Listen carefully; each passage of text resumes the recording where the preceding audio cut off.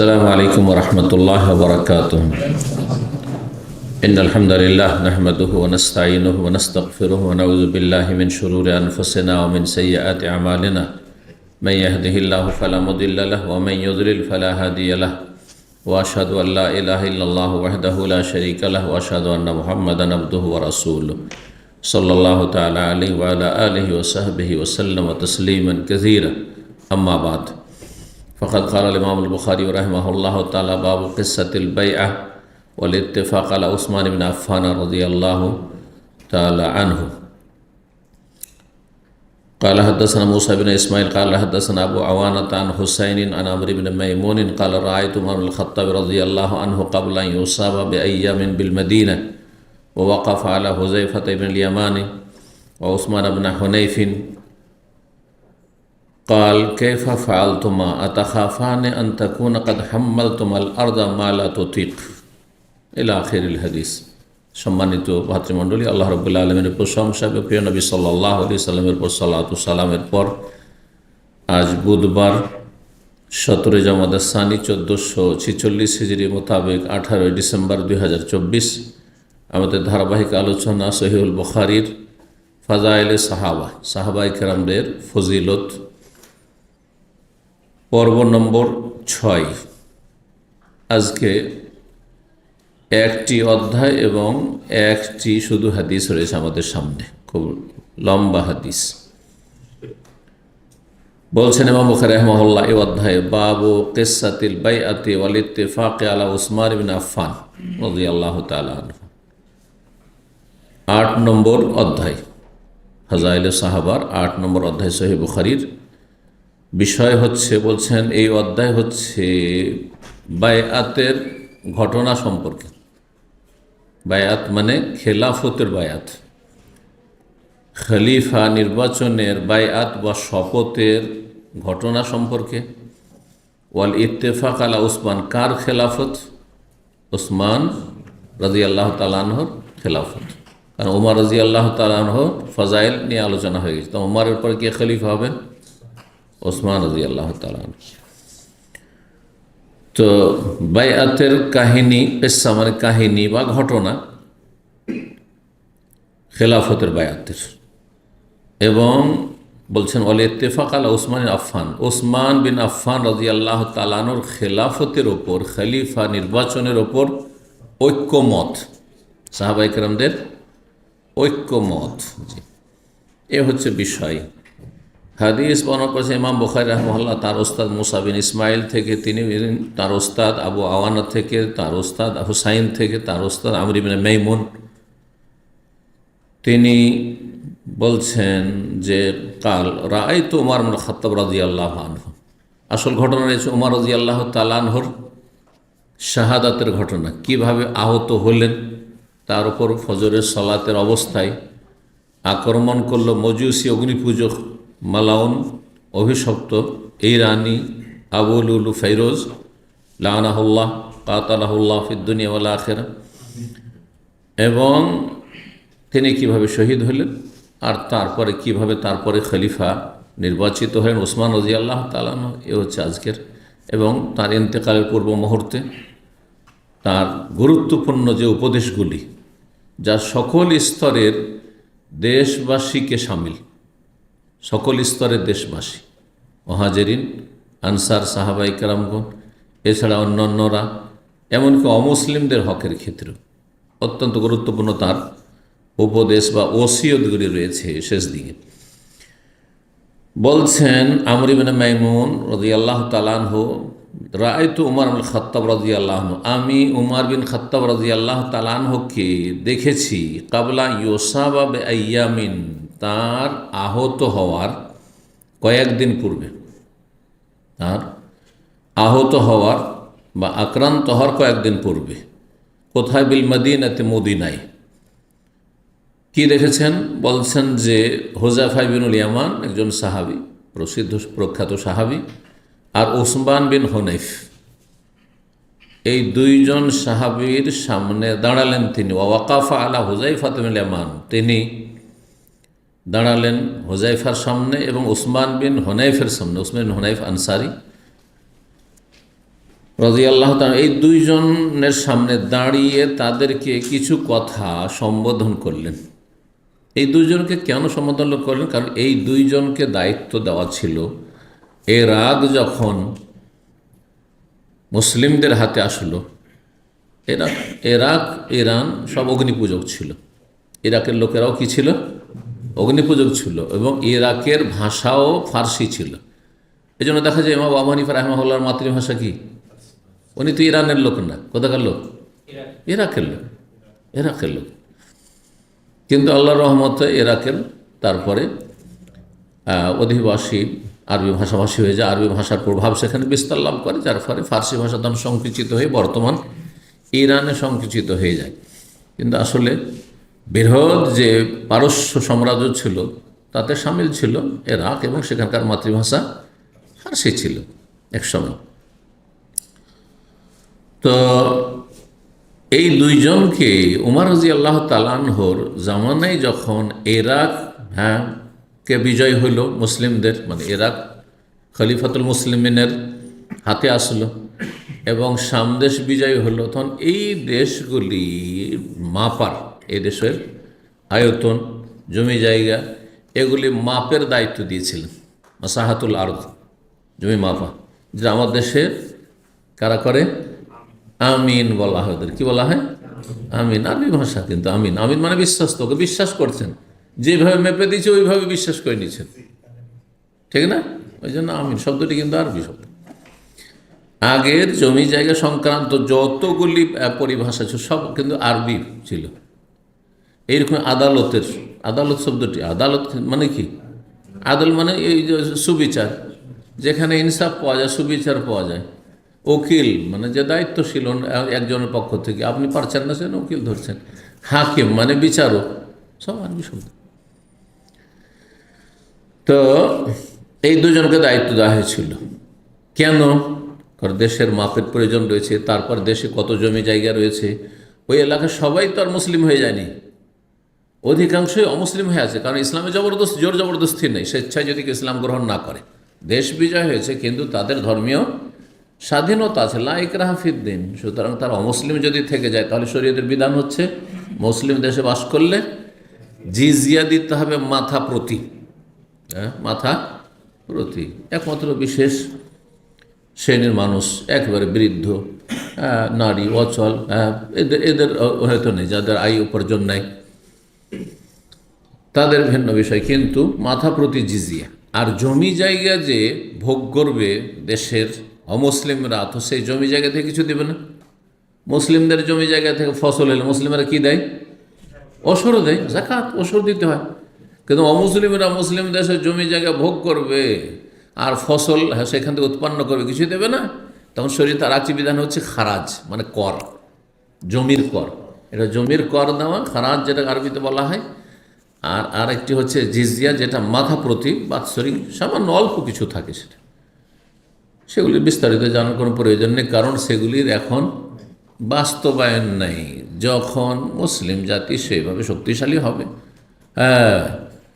আর ইসলামী বিধানের বাস্তবায়ন হবে, তখন সেই মাসাইলগুলোর প্রয়োজন পড়বে, তখন ফতুয়া জনগণ জিজ্ঞেস করবেন, তখন আলেমরা সেসব ফতুয়া বয়ান করবেন। আর দর্শে আলোচনা করে লাভ আছে?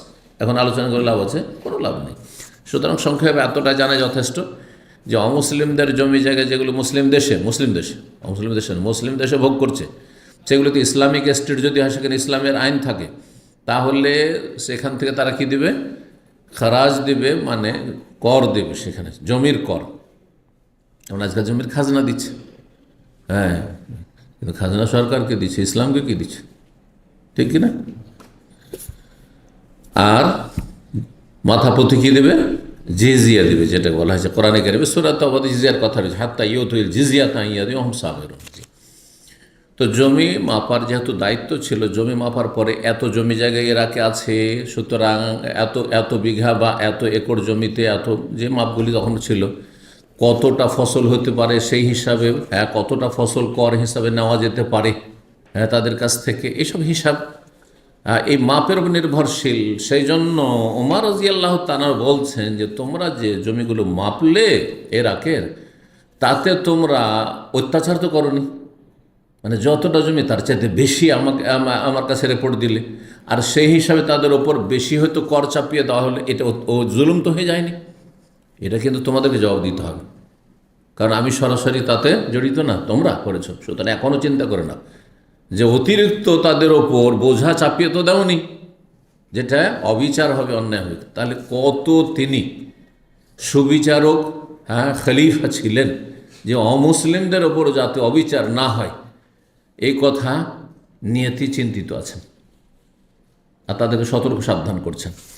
বলছেন এই উভয়ের সামনে দাঁড়ালেন হুজাইফা এবং উসমান বিন হানিফ, আর বলেন কাইফা ফাআল তোমরা উভয়ে কি করেছো বা কেমনটা করেছো তোমরা ইরাকের মাপ করতে গিয়ে জমি জায়গার। আতাখাফান আনতা কোনা কাদ হাম্মাল তোমাল আরদা মালা ততিক, তোমরা কি ভয় করো না যে হতে পারে ইরাকের ভূমি, আরদ মানে আরদুল ইরাক, ইরাকের ভূমির ওপর এমন বোঝা তোমরা চাপিয়েছ, মালা ততিক, যেটা সেই দেশের জমি জায়গার ক্ষমতার বাইরে, অথবা যতটা জমির আয়তন পরিমাণ তার চাইতে বেশি তো রিপোর্ট দাওনি। বেশি রিপোর্ট হলে বেশি তখন তাদের কাছ থেকে খারাজ কর নেওয়া হবে। কালা, তখন উভয় উত্তরে বললেন হাম্মাল্লাহ আমরান হে আল্লাহ মতিকা, এমন কিছু তাদের ওপর আমরা দায়িত্ব চাপিয়েছি যে কর দিতে হবে, যেটা তাদের পক্ষে সম্ভব, মানে অতিরিক্ত কিছু নয়, মানে বাড়তি কিছু করিনি আমরা, অবিচার করিনি। মা ফিহা কবির ও ফজলিন, তাতে কোনো বেশি আমরা করিনি, যে বেশি পরিমাণ রিপোর্ট দিয়ে দিলাম আপনাকে, আমরা করিনি। আবার বলছেন ওমর রাদিয়াল্লাহু তাআলা অনজোরা, ভালো করে চিন্তা করে দেখো, ভালো করে একটু চিন্তা করে দেখো, আনতা কোনা হাম্মাল তোমাল আরদা মালা ততিক, যে তোমরা ইরাকের ভূমির ওপর এমন দায়িত্ব না চাপিয়ে দিয়ে থাকো যা সেই দেশের অধিবাসী বা অমুসলিমদের পক্ষে কষ্টকর, সম্ভব নয়, তাদের জন্য কষ্টের বিষয় না হয়ে যায়। কাল বর্ণনাকারী বলছেন আমরি মাইমুন কালা, উভয় উত্তর দিলেন না, আমরা এরকম কাজ করিনি, আমরা অতিরিক্ত কিছু বোঝা চাপাইনি। ফকাল ওমর রাদিয়াল্লাহু তাআলা তারপরে একটা ভালো আশা আকাঙ্ক্ষা পোষণ করলেন, কি লাইন সাল্লামানি আল্লাহ তাআলা, আল্লাহ যদি আমাকে সহি সালামত রাখেন, এই যে সালামত কথাটি এই যে সাল্লামানি থেকে, আল্লাহ যদি আমাকে নিরাপদ রাখেন, সহি সালামত রাখেন, লা আদা আন্না আরামেল আহলিল ইরাক, তাহলে ইরাকের সমস্ত বিধবাদের আমি এমন অবস্থায় ছাড়বো, এমন সুখী করে ছাড়বো বিধবাদের, কারণ বিধবার অসহায়, স্বামী মারা গেছে, বাপ হয়তো তার আগে মারা গেছে, ভাইয়েরা কে কজন বোনকে দেখে, কতদিন দেখে। ইরাকের, আর এখানে বলেনি যে শুধু মুসলিমদের, মুসলিম অমুসলিম সবার, সেই ইরাকে যারা বসবাস, বরং সেখানকার মেজরিটি তখনও সব অমুসলিম, মজুসি, অগ্নিপূজক, তারা জিজিয়া দিয়ে আছে, অল্প কিছু লোক ইসলাম গ্রহণ হয়তো করেছে। লাদান আরামেল আহলিল ইরাক, ইরাকবাসীর বিধবাদেরকে এমন অবস্থায় এমন সুখী ছাড়বো, লা ইয়াহতাজানা ইলা রাজুলিন বাদি আবাদা, আমার পরে কারো যেন কোন মুখাপেক্ষী কোনো রকম না হয় বা দ্বারস্থ না হয়, কারো কাছে চাইতে না হয়, তাদেরকে সাহায্য কামনা করতে হয়, জি, দান সাদকা না দিতে হয়। এই আশা আকাঙ্ক্ষা, এই নেক নিয়তের কথা পোষণ করার পরে মাত্র 4 দিন গিয়েছে, 4র্থ দিনেই এ দুর্ঘটনা, তারপর আক্রমণ করা হয়েছে। সুবহানাল্লাহ। এই জন্য মানুষের সব নিয়ত পুরা হয় না, অনেক সময় সৎ নিয়ত অনেক থাকে। যে উমর রাদিয়াল্লাহু তাআলা আনহুর এই নিয়ত পুরা করার জন্য সময় পাননি তিনি, আল্লাহ দেননি তাকে সময়। তাহলে আমার আপনার অনেক সৎ নিয়ত থাকতে পারে, যারা অসৎ অসৎ, কিন্তু আমাদের অনেক সৎ নিয়ত আছে। আল্লাহ তৌফিক দিলে সহিহ বুখারী শেষ করব, তারপর আল্লাহ তৌফিক দিলে সহিহ মুসলিম শুরু করব, এগুলো কি সৎ নিয়ত নয়? আমার ময়দানে এই সৎ নিয়ত, আর আপনাদের ওই রকমই, আল্লাহ তৌফিক দিলে এই কাজগুলি করবো, আল্লাহ তৌফিক দিলে এই করব, আমি এখান থেকে ইলম শিখে গিয়ে দেশে দাওয়াতি কাজ করব, সৎ নিয়ত। কিন্তু সৎ নিয়ত করলেই যে সবটা পুরা হবে তাও জরুরি নয়, কারণ এক ক্ষমতার মালিক আল্লাহ রাব্বুল আলামিন, আল্লাহ বেশি জানেন যে কোনটাই কল্যাণ রয়েছে, কোনটা করবেন আল্লাহ রাব্বুল আলামিন, জি। এবং আল্লাহ রাব্বুল কারো কাছে অপারগ না। সুতরাং আল্লাহ রাব্বুল আলামিন তিনি যা ইয়াফআলুল্লাহ মা ইয়াশা, আল্লাহ যা চান তাই করেন। বাহ্যিক আমাকে আপনাকে অনেক কথাই হয়তো অপছন্দ লাগবে, কষ্টকর লাগবে, কিন্তু আল্লাহ রাব্বুল হিকমতাতেই রয়েছে। তো বলছেন যে ফামা আতাত আলাইহিল্লা রাবিয়াতুন, চতুর্থ দিন, ব্যাস এই কথা বলার পরে 3 দিন পার হয়ে চতুর্থ দিন এসেছে ফজরের সময়। হাত্তা ওসিবা, তিনি আক্রান্ত হয়ে গেলেন, তার উপর আক্রমণ করে দেওয়া হলো, আহত হলেন। কাল ইন্নিল্লা কায়েমুন, সেই সময় আবু ইবনে মাইমুন বলছেন যে আমি ইমামের পেছনে, উমর রাদিয়াল্লাহু পেছনেই আমি দাঁড়িয়ে সালাত আদায় করছি। বর্ণনাকারী আবু ইবনে মাইমুন বলছেন আমি দাঁড়িয়েছিলাম, মা বাইনি ওয়া বাইনাহু ইল্লা আব্দুল্লাহ বিন আব্বাস, আমার মাঝে আর আব্দুল্লাহ উমর রাদিয়াল্লাহু তাআলা আনহুর মাঝে শুধু আব্দুল্লাহ বিন আব্বাস ছিলেন।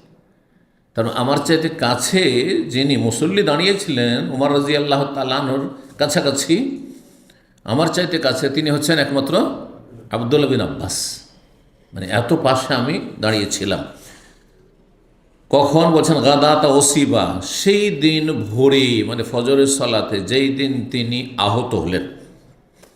ওয়াকানা ইজা মাররা বাইনা সাফাইন, তার একটি ভালো অভ্যাস ছিল, যখনই তিনি ইমামত করার জন্য মসজিদে নববীতে প্রবেশ করতেন তখন 2 কাতারের মাঝখান দিয়ে হেঁটে আসতেন। কারণ আগে থেকে কাতার লাগতে শুরু হয়েছে বা বসে আছে কাতারের লোকজন, যেমন বসে থাকে, মসজিদ ভর্তি আছে, 2 কাতারের মাঝখান দিয়ে আসছেন আর একামত হচ্ছে বা হয়ে গেছে, তখন আসতেন আর বলতেন, কি বলতেন, ইস্তাউ, তোমরা সোজা হয়ে যাও, কাতার সোজা করে নাও, জি সোজা হয়ে দাঁড়িয়ে যাও। হাত্তা ইযা লাম ইয়ারা ফীহিন্না খালালান, আর চারিদিকে তাকাতেন, দেখতেন যে কোনো জায়গায় কোনো ছিদ্র নেই, ফাঁকা জায়গা নেই, আগে পিছে নেই, কাতার সোজা হয়ে গেছে, কাতারে কাতার মিলিত হয়েছে। তাকাদ্দামা, তখন সামনে বাড়তেন, সামনে মেহরাবে যেতেন, ফাকাব্বার, তারপরে তকবীরে তাহরিমা দিতেন, আর তারপর সূরা ফাতিহা পড়ে রুব্বামা কারাবে সূরাত ইউসুফ, ফজরের সালাতে লম্বা লম্বা সূরা পড়তেন, সূরা ইউসুফ পড়তেন, সূরা নাহল পড়তেন, যেগুলি 10 পেজের বেশি, 10 পৃষ্ঠার বেশি, এভাবে তিনি পড়তেন। ওয়ানা আও নাহওয়া যালিকা, এইরকমের কাছাকাছি, ফির রাকাত, প্রথম রাকাতেই, 2 রাকাতে নয়, প্রথম রাকাতেই, জি। হাত্তা ইয়াজতামাজ, কেন প্রথম রাকাতে এত দীর্ঘায়িত করতেন, যাতে যারা পিছিয়ে আছে তারা এসে প্রথম রাকাতেই লেগে যেতে পারে, এত লম্বা কেরাত করতেন। এটি হচ্ছে সুন্নতি তরিকা। আসলে মানুষ যদি ধৈর্য ধারণ করে, যে আপনার মুসল্লি ধৈর্য ধারণ করবে, তো এটি সুন্নত। কিন্তু আজকালকার মুসল্লি ধৈর্য ধারণ করবে না, আপনার মসজিদ থেকে এমন পালাবে যে জীবনে আর আপনার মসজিদের ধার কাছে আসবে না। আল্লাহ হেদায়েত করুন। বলছেন ফামা হুয়া ইল্লা আন কাব্বার, এসে তিনি তকবীরে তাহরিমা শুধু দিয়েছেন, আল্লাহু আকবার বলেছেন। ফাসামিআতু ইয়াকুল, তার সাথে সাথে, এখন ইস্তিফতার সানার দোয়া পড়া হয়নি, শুরু করেননি, হয়তো তকবীরটা হয়েছে, আর সাথে সাথে তার উপর আঘাত হয়ে গেছে। সে মসজিদের মধ্যে এক জায়গায়, মসজিদের কোনায় অন্ধকারে এই কাফের অভিশপ্ত অগ্নিপূজক লুকিয়েছিল, খঞ্জর নিয়ে, আর সে 2 দিকে ধারালো, অস্ত্রের একদিকে, সাধারণত অস্ত্রের একদিকে ধার থাকে, তাই না, 2 দিকে ধারালো, মানে এই দিক থেকে লাগলো মানুষ মারা যাবে, এই দিক থেকে লাগলো মারা যাবে, এইরকম ধারালো অস্ত্র দিয়ে সে আঘাত করা শুরু করলো। হঠাৎ করে বলে উঠলেন যখন তিনি আক্রান্ত হলেন, ওমর রাদিয়াল্লাহু, কাতালানি, আমাকে হত্যা করলো, আল কালবু, এই কুকুরে, আও আকালানি আল কালবু, কাতালানি শব্দ বলেছেন, অথবা আকালানি, আকালা মানে আমাকে গ্রাস করলো, খেয়ে ফেললো, মানে আমার জীবন নিয়ে নিল, জি। হেনা তানহ, যখন তাকে ছুরিকাঘাত করলো। ফাতার আল এলজো, তারপরে সেই কাফের দাস, সে ছিল কৃতদাস, আর তার সাথে কি ছিল, কাফের ছিল। তো কাফের যারা অনারব কাফের, তাদেরকে আরবরা সেই জামানায় আরবি ভাষা এলজ বলতো। এলজ ওর বহু বচন আছে অলুজ, যারা আর অধিকাংশ অনারব দাসগুলি আসতো, কারণ যখন পূর্ব দিকে বিজয় হচ্ছে, তো পূর্ব দিকের ভাষা তো তখন ফার্সি ভাষা, আর ফার্সি ভাষা মানে তারা অনারব, তো আর তারা কাফের, তো তাদেরকে এলজ বা অলুজ বলা হইতো। এই অনারব কাফের কৃতদাস, আর ইজ বলা হয় চাকরকে। এই অনারব কাফের চাকর সে একবারে পাখির মতো বেগে উড়ে এসেছে, মানে আক্রমণ করেছে, ছুটে এসে আক্রমণ করেছে। আর আক্রমণ করার পরে সে নিজেকে বাঁচাবার জন্য, আত্মরক্ষার জন্য সে পাখির মতো উড়েছে। কিন্তু শুধু এমনি না, বেসিককে নিন চারিদিকে শুধু, আর আমার কেউ আক্রমণ করতে পারে। সুতরাং সে ডানে বামে যারা কাতারে আছে সবকে মারছে, এভাবে আঘাত করছে। শুধু ওমরকে নয়, রাদিয়াল্লাহু তাআলা আজমাইন। বেসিককিন, সিকিন মানে ছুরি দ্বারা, যা তার ফাইনে, যেই ছুরি ছিল দুই দিক ধারালো, তার মানে এক কিনারা, তার ফাইন মানে দুই কিনারায় ধারা ছিল, দুদিকে ধারালো ছিল। কিছু কিছু এরকম অস্ত্র আছে না, এইভাবে এদিকে এদিকেও ধার হয়ে আছে, ওইদিকেও ধার, দুই সাইডে ধারে আছে, এরকম চারিদিকে ধার। তো বলছেন যে এইভাবে সে দ্রুত বেগে ছুটে গেল। লা ইয়ামুরু আলা আহাদিন ইয়ামিনান ওয়ালা শিমালান, যেখান দিয়ে সে অতিক্রম করছে, পালাবার চেষ্টা করছে ডানে আর বামে, ইল্লা তাআনাহু, সবাইকে ছুরিকাঘাত করছে, এদিকে মারছে ওইদিকে মারছে, ছুরিকাঘাত করছে। হাত্তা তানা সালাসাতা আশার রাজুলান, এমনকি এই মুহূর্তের ভিতরে 13 জন লোকে ছুরিকাঘাত করলো। 13 জন সাহাবায়ে কেরাম রাদিয়াল্লাহু তাআলা আজমাইনকে ছুরিকাঘাত করলো। মা তামিনহুম, তাদের 7 জন ইন্তেকাল করেছেন, শহীদ হয়েছেন। ফালাম্মা রাজা আলিকা রাজুল মুসলিমিন, যখন দেখলেন মুসলিমরা, বিশেষ করে একজন মুসলিম, তার বিভিন্ন নামের কথা বলা হয়েছে, যাই হোক, যে কেউ হোক না কেন, দেখলেন যে না, একে তো কঠিন ব্যাপার, কেউ ধরতেও পারছে না, আর এইভাবে আক্রমণ করে যাচ্ছে একের পরে এক, আর বেশ অন্ধকারে আছে, ফজরের সালাত, সবার আক্রমণ করে যাচ্ছে, কিন্তু বহু লোককে খুন করে দেবে। তো তখন বলছেন যে তারাহা আলিহ বুরনুসান, সরাসরি তাকে ধরা যাচ্ছে না। তখন তার শরীরে মোটা একটা চাদর ছিল, বর্ণস চাদরকে বলা হয়, আর বর্ণস বলা হয় এমন পোশাককে, যেই পোশাক জুব্বার মতো কিন্তু মাথায় তার সাথে টুপি লাগানো আছে, আজকালকার জ্যাকেটের মতো, এরকম জ্যাকেট অনেকগুলো আছে না, এইরকম জুব্বা মরক্কোর লোকের আজকাল পরে, মরক্কো, আলজেরিয়া, যে আফ্রিকার এই দেশগুলোর পোশাক এরকম আছে, জুব্বার রঙিন এক ধরনের জুব্বা থাকে, আর এখানে ঘাড়ে ঝুলছে, এটা উঠিয়ে মাথায় দেওয়া যায়, আবার ঘাড়ে ঝুলছে। দেখছেন না? দেখেন এরকম, বিশেষ করে মক্কা মদিনা গেলে দেখতে পাবেন ওদেরকে। তো এটাকে বোনাস বলা হয়। মোটা কাপড় ছিল, আর সেটা তখন তার উপরে ওই কাপড় দিয়ে, শরীর থেকে কাপড়টাকে তাড়াতাড়ি খুলে নিয়ে বা চাদরটা খুলে নিয়ে তার উপরে কাপড় দিয়ে চেপে ধরেছেন, কারণ কাপড়ের চেপে না ধরলে তাকে ধরা যাচ্ছে না, ছুটে যাচ্ছে। তো আর তার হাতে অস্ত্র আছে, আর বাকি সবাই হচ্ছে মুসল্লি, নিরস্ত্র।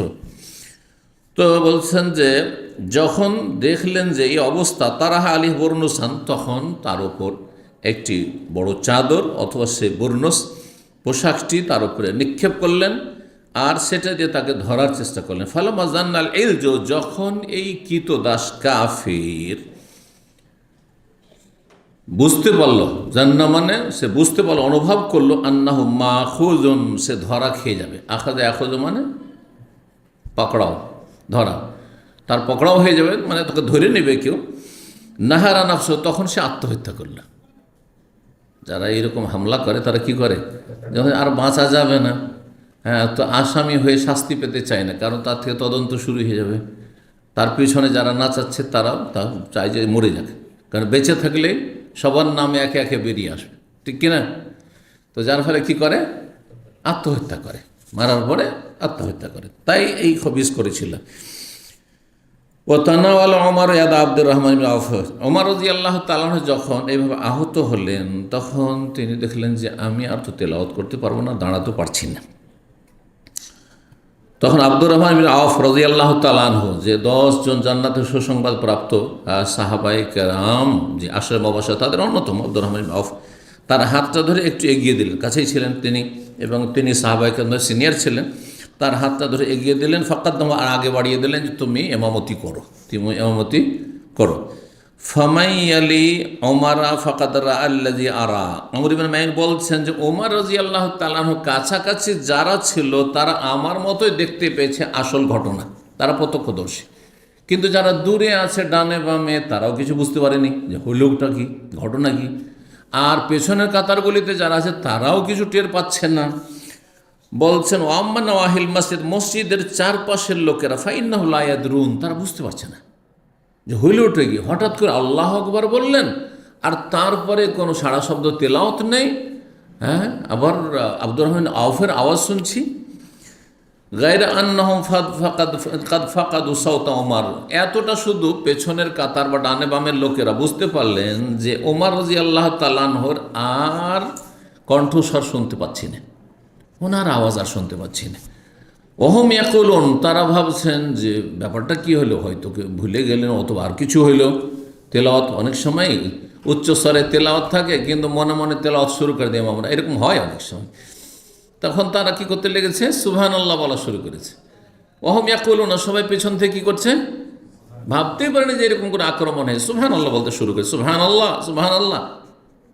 ফাসাল্লা বিহা আব্দুর রহমান সালাতান খাফিয়া, আব্দুর রহমান বিন আউফ সামনে এগিয়ে গিয়ে এমামত করলেন, কিন্তু সংক্ষিপ্ত সালাত আদায় করলেন। অন্য একটি রিওয়ায়েতে রয়েছে যে তিনি ছোট্ট সূরা পড়লেন, সূরা ইজা জা নাসরুল্লাহ, সূরা কাউসার আর সূরা ইজা জা নাসর, এই দুটো সূরা পড়ে তাড়াতাড়ি ফজরের সালাত শেষ করে। ফালাম্মান সারাফু, যখন তারা ফিরলেন সালাত থেকে, কালা ইয়া ইবনে আব্বাস, তখন ওমর রাদিয়াল্লাহু ওই অবস্থায়, জখম অবস্থায় তিনি সালাত পড়ছেন, কিন্তু যেহেতু কথা বলতে পারছেন না, কাতর হয়ে গেছেন আঘাতে, সেই জন্য তিনি ইমামতি করেননি। বলছে ইবনে আব্বাস, উনজুর মান কাতালানি, দেখো তো আমাকে কে হত্যা করলো, কে আমাকে খুন করলো দেখো। ফাজালা সাআতান, অন্ধকার হয়ে আছে চারিদিকে। সুতরাং বলছেন যে আব্দুল্লাহ বিন আব্বাস তখন কিছু মুহূর্তে এদিক সেদিক ঘোরাফেরা করে, কে মারলো কে, কারণ যে মেরেছে ও তো আত্মহত্যা করে এক কোনায় পড়ে আছে, সে আত্মহত্যা করে দিয়েছে, মালাউন দিয়ে পড়ে আছে, তো মারলোটাকে এদিক সেদিক তলাশ করে বুঝতে পারলেন যে হ্যাঁ। সুম্মা যা, তারপরে আসলেন ওমরের কাছে, এসে বললেন গোলামুল মুগীরা বিন শুবা, কৃতদাস গোলাম আপনাকে হত্যা করেছে, আপনাকে খুন করেছে। কালা, বললেন ওমর রাদিয়াল্লাহু আসানা, সেই কারিগর, মানে মুগীরা বিন শুবার যে গোলাম কারিগর, সে আবু লুলু ফেরোজ। কালার নাম, হ্যাঁ হ্যাঁ ওই যে কারিগর। সানায় আসনা মানে হ্যাঁ কাজ করা, এই জন্য ফ্যাক্টরিকে কি বলা হয় বা কারখানা, মাসনা বলছেন আজকাল, মাসনা ইসিম জারফ এসে গেল, সানে থেকে সানা। কাল কাতালাহুল্লাহ, ওমর রাদিয়াল্লাহু বললেন আল্লাহ তার সর্বনাশ করুক, তাকে ধ্বংস করুক। লাকাদ আমার তবে মারুফান, তার সাথে আমি ভালো আচরণ করেছিলাম, কিন্তু ভালো আচরণের আজকে আমাকে এই প্রতিদান দিল। আলহামদুলিল্লাহিল্লাযী লাম ইয়াজাল মিতাতি বিয়াদি রাজুলিন ইয়াদ্দাইল ইসলাম, কি ভালো আচরণ করেছিলেন ওমর রাদিয়াল্লাহু তাআলা আনহু। মুগীরা বিন শুবাকে বলেছেন তোমার গোলাম প্রতিদিন গোলামের কাছ থেকে প্রতিদিন যা কিছু আয় উপার্জন করছে তার সাথে একটা কন্ট্যাক্ট করেছে, যেমন আজকাল যারা ট্যাক্সি চালায় ট্যাক্সির মালিকের সাথে, অথবা যারা ট্রলি নিয়ে কাজ করে এয়ারপোর্টে, জানেন কি না, প্রতিদিনের কিন্তু এত টাকা করে দিতে হবে, বাকি ইনকামটা তোমার, আছে না সিস্টেম। তো কৃতদাস গোলামের সাথে যে প্রতিদিনের যে চুক্তিটা ছিল, সেটাতে সুপারিশ করেছিলেন ওমর রাদিয়াল্লাহু তাআলা আনহু। অথচ কাফের, সেই কাফের জন্য সুপারিশ করেছে মালিকের কাছে যে তুমি একটু কম নাও, তার কাছে আর কিছু কম নাও। তারপরেও এই ব্যক্তি এই অন্যায় অপরাধ করেছে মালাউন। যখন তাকে বলা হইল যে আপনাকে খুন করেছে কে, সে অগ্নি পূজক ফেরোজ আবু লুলু মুগীরা বিন শুবার গোলাম। তখন তিনি বললেন আলহামদুলিল্লাহিল্লাযী লাম ইয়াজাল মিতাতি বিয়াদি রাজুলিন ইয়াদ্দাইল ইসলাম, আল্লাহ শুকরিয়া আদায় করলেন। আলহামদুলিল্লাহ, আল্লাহ শুকরিয়া আদায় করছি যে আমার মরণ, মিতাতি কোন রিওয়ায়াত রয়েছে মানিয়াতি, মিতাতুন মানে মরণ, হ্যাঁ মাইয়াত থেকে মাতায় মতো থেকে, আর মানিয়াতুনও মানে মরণ হয়, মানিয়াতুন মানে মরণ হয়। তো মিতাতির জায়গায় তায়ের জায়গায়, প্রথম তায়ের জায়গায় নুন লাগিয়ে দিলে মানিয়াতি হয়ে যাবে। দেখছেন আরবি শব্দ, একটা নক্তার পার্থক্যে শব্দ আলাদা হয়ে গেল, কিন্তু অর্থ আবার একই আছে।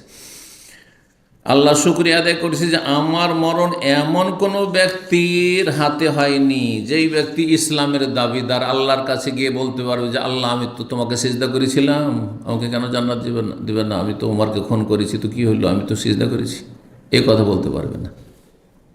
আল্লাহর কাছে একটা সিজদা দিয়ে হুজ্জত পেশ করতে পারবে। অন্য রিওয়ায়াতে রয়েছে যে আলহামদুলিল্লাহ হাসরের মাঠে একটা সেজদাও সে নিয়ে এসে আল্লাহর কাছে বলতে পারবে না যে আল্লাহ তোমাকে সেজদা করেছিলাম, তুমি আমাকে কোনো একদিন জান্নাত দাও, বলতে পারবে না, কারণ সে কাফের। শুকরিয়া। এই জন্য মুসলিমের হাতে খুন হওয়ার চাইতে কাফের হাতে খুন হওয়া ভালো। কারণ মুসলিমের হাতে খুন, মুসলিম জালেম, সে খুনি জালেম, সেই জালেম কোনো একদিন আপনার খুনি হওয়া সত্ত্বেও জান্নাতে যাওয়ার চান্স পাবে যদি তার তাওহীদ থাকে, অর্থাৎ 5 ওয়াক্ত সালাত থাকে, ঈমান ভঙ্গকারী না হয়, ঠিক কিনা? যদিও হয়তো হাজার হাজার কোটি কোটি বছর জাহান্নামে জ্বলবে, তার জন্য খুনির জন্য কঠিন শাস্তি রয়েছে। 5টি শাস্তির কথা আল্লাহ কোরআনে কারিমে বর্ণনা করেছে। ওয়া ইয়াকতুল মুমিনা মুতাআম্মিদান ফাজাযাউহু জাহান্নাম খালিদান ফিহা ওয়া গাযিবাল্লাহু আলাইহি ওয়া লা'নাহু ওয়া আ'আদ্দা লাহু আযাবান আযীমা। কিন্তু তারপরে তো সে মুসলিম, ফাসিক, পাপিষ্ঠ, কিন্তু কাফের, তার কুফরের অপরাধের কারণে, আর অতিরিক্ত সাজা শাস্তি তার খুনের অপরাধের কারণে, স্থায়ী জাহান্নামী সে। আল্লাহর শুকরিয়া আদায় করলেন তিনি যে কোনো মুসলিম আমাকে খুন করেনি। কাদ কুনতা আনতা ওয়া আবুকা তুহিব্বানা আন তাকসুরাল উরুজ বিল মদিনা। উমর রাজি সবসময় বলতেন যে মদিনায় কোনো কাফের কি আসতে দিও না। উমর রাজি সবসময় বলতেন।